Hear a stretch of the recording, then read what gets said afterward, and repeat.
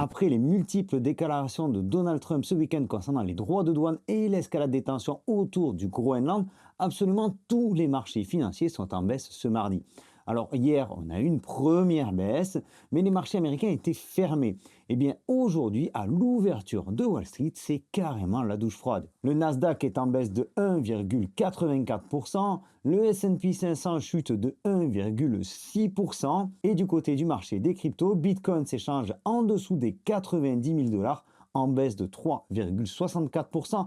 Ether sous le seuil psychologique des 3000 dollars en baisse de 6,73%. Et c'est également le cas du BNB, du Solana, du XRP, bref, de tous les altcoins. Alors je vous disais il y a quelques temps, il y a à peine quelques jours, malgré la hausse, malgré la petite hausse que l'on a eue, je reste toujours en dehors des altcoins. Pourquoi? Eh bien c'est très simple, à chaque fois que les marchés traditionnels montent, en général on a Bitcoin qui suit timidement. En revanche, dès que les marchés traditionnels se retournent, eh bien on a Bitcoin qui plonge davantage et alors les altcoins plongent encore plus que Bitcoin. À l'heure où je tourne cette vidéo, on a enregistré plus de 691 millions de dollars de liquidation sur ces dernières 24 heures, ce qui est un chiffre assez important, sachant qu'hier on a dépassé les 100 millions de dollars de liquidation. Alors aujourd'hui, j'ai quelques actualités importantes à te partager. On va analyser les conséquences possibles de cette situation sur Bitcoin, sur le marché des cryptos.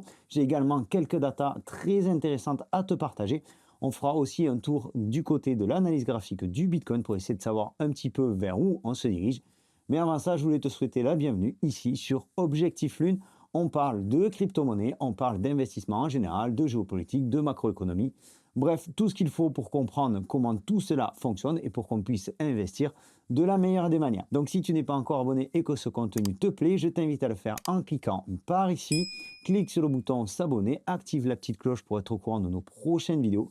Et si tu apprécies déjà celle-ci, si tu apprécies déjà cette vidéo aujourd'hui, je t'invite à la liker, c'est hyper important pour nous, ça pousse sur l'algorithme et je t'en remercie. Cette semaine, on a le Forum économique de Davos. Le président français Emmanuel Macron a réaffirmé sa volonté de se faire respecter par les États-Unis. En quelques mots, il n'entend pas céder aux pressions de Trump, qu'elles soient politiques ou économiques. Pour rappel, Trump a augmenté, a proposé, a imposé plutôt des droits de douane de 10% dès le 1er février sur certains pays, puis 25% dès le 1er juin, si jamais les négociations concernant l'acquisition du Groenland par les États-Unis devenaient alors un échec. Et cette augmentation concerne la France, l'Allemagne, le Royaume-Uni, le Danemark, la Suède, la Norvège et les Pays-Bas, ainsi que la Finlande. Autant te dire que quasiment toute l'Europe, ou du moins les pays les plus puissants de l'Europe.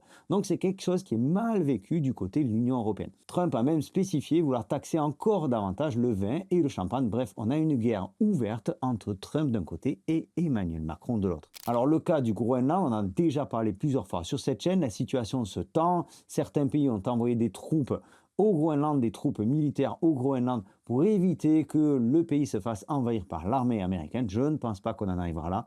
En tout cas, aujourd'hui, on a cette joute verbale qui s'installe et ça devrait perdurer tout au long de la semaine. Alors, pour le moment, ou plutôt jusqu'à présent, la demande en Bitcoin de la plupart des baleines reste élevée. Malgré un ralentissement au cours des derniers mois, au cours de l'année, les baleines ont acheté 577 000 bitcoins et aucune vente significative n'a été enregistrée jusqu'à présent. Donc sur une échelle long terme, on n'est pas trop mal. Seulement si on regarde un petit peu plus proche de nous, les contrats à terme affichent un effet de levier limité. L'intérêt ouvert ne parvient pas vraiment à se relancer. Pour ça, c'est la petite partie que tu vois en vert sur ce graphique, légèrement vert quand il est positif. Actuellement, donc, on est très légèrement positif, ce qui indique un recul des positions longues spéculatives. C'est-à-dire que les traders ne s'exposent pas actuellement sur les effets de levier. Ils ne jouent plus la spéculation, mais davantage la prudence. Alors, c'est une bonne chose pour les fondamentaux du marché, parce que ce sont ces fameux leviers qui ont amplifié le crash du 10 octobre, mais ça montre surtout actuellement que la peur ambiante gagne du terrain. Le marché n'est pas rassuré, et dans un tel contexte, il est plutôt difficile de grimper. Je reviens maintenant sur mon graphique du CME, le Chicago Mercantile Exchange. Donc les contrats à terme sur la bourse de Chicago. Et donc tu le vois, ils étaient fermés hier, ils ont réouvert aujourd'hui, enfin disons qu'ils ont réouvert cette nuit à minuit si tu es en Europe. Et donc on a cette grosse bougie, moins 6,3% sur Bitcoin. On avait noté il y a quelques temps avoir un gap CME ici sur cette zone-là. Donc probablement qu'on va aller le combler. Un gap CME, c'est un trou de cotation puisque ça Les contrats futurs ne sont tradés que du lundi au vendredi. En théorie, je te le rappelle, les marchés américains étaient fermés hier, donc on a repris aujourd'hui sur le Chicago Mercantile Exchange comme sur n'importe quel marché américain. Donc ce gap-là, il va falloir très certainement le combler.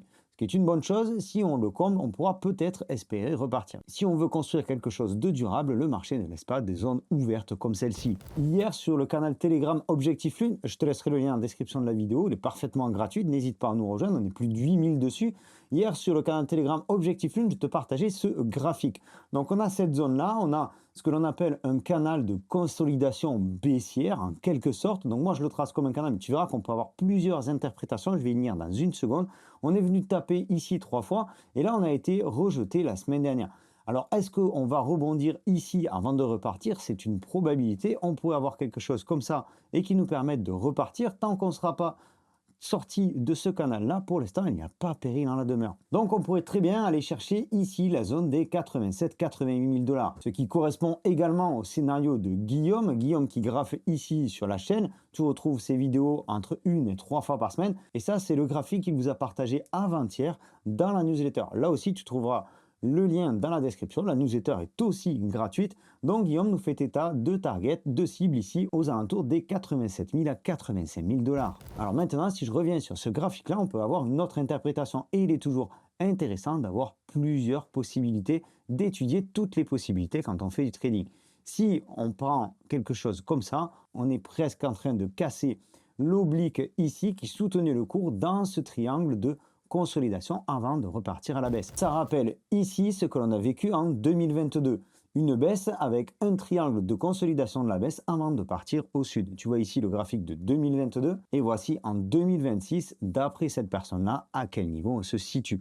Donc la cassure éventuelle de cet oblique-là est à surveiller. Une chose intéressante au moment où j'enregistre cette vidéo, c'est ici la cassure du dernier plus bas RSI qui nous indique le début d'une continuation baissière. Alors je ne vais pas te le cacher, il y a tout de même des news particulièrement inquiétantes. D'après Arkham, qui est un site d'analyse on-chain, GameStop aurait transféré environ 2396 bitcoins, soit près de la moitié de sa trésorerie en bitcoin vers un autre wallet de Coinbase. Alors donc en général, ça c'est significatif, c'est annonciateur d'une vente imminente. Ces bitcoins ont été achetés entre 106 et 109 000 dollars.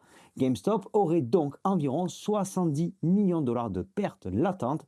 Et alors quand des gros comme ça commencent à être obligés de vendre à perte, eh bien ça met absolument pas le marché en confiance. D'autant plus que l'afflux net de Bitcoin vers Binance, donc vers une plateforme d'échange centralisée, c'est-à-dire que là aussi, on suppose d'éventuelles ventes, eh bien cet afflux net s'est élevé à 130 millions de dollars, c'est-à-dire le niveau le plus élevé des 2 derniers mois.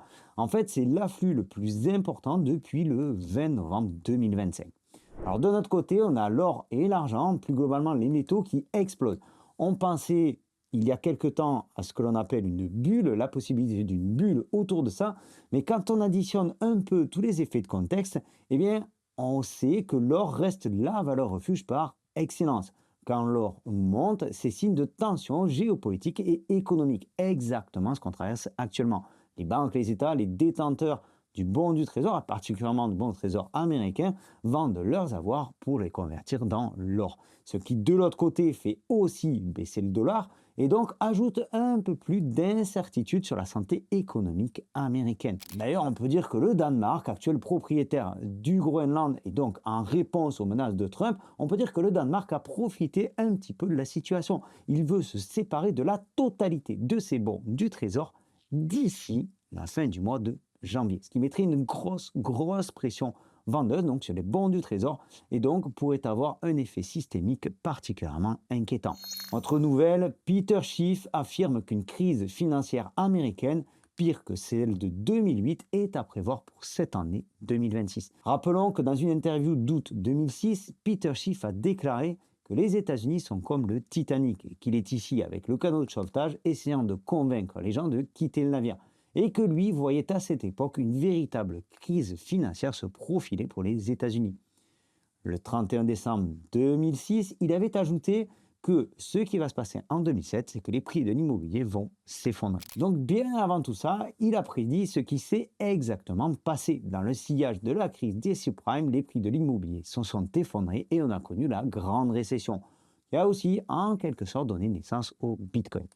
Alors, pour quelques actions, quand on zoome un petit peu, c'est inquiétant. Nike est toujours à environ 65% en dessous de son dernier plus haut connu. Une configuration rare qui a été observée seulement 2 fois en 45 ans. Alors, on sait également que le Nasdaq et le S&P 500 ont été portés ces derniers mois, on va dire même tout au long de l'année 2025, uniquement par quelques valeurs technologiques comme Nvidia ou Apple. Et donc aujourd'hui, eh bien, tout le monde s'inquiète de voir un Nasdaq et un S&P 500 à une telle valeur, alors qu'en fait, finalement, ça ne représente pas la totalité des 500 plus grosses entreprises américaines. Alors sur le papier, oui, il s'agit bien des 500 plus grosses entreprises américaines, seulement comme il y en a certaines qui se détachent vraiment vers le haut, eh bien on peut imaginer que la valeur entre guillemets du S&P 500 ou du Nasdaq ne sont pas tout à fait réelles, significatives de la santé économique américaine. Alors je ne pense pas qu'on rebondisse de manière significative à court terme, mais on ne sait jamais. En tout cas, on va s'attendre à de la volatilité. Surtout demain, puisque Trump doit prendre la parole au Forum économique de Davos. Vendredi, on a le Chicago Consumer Service.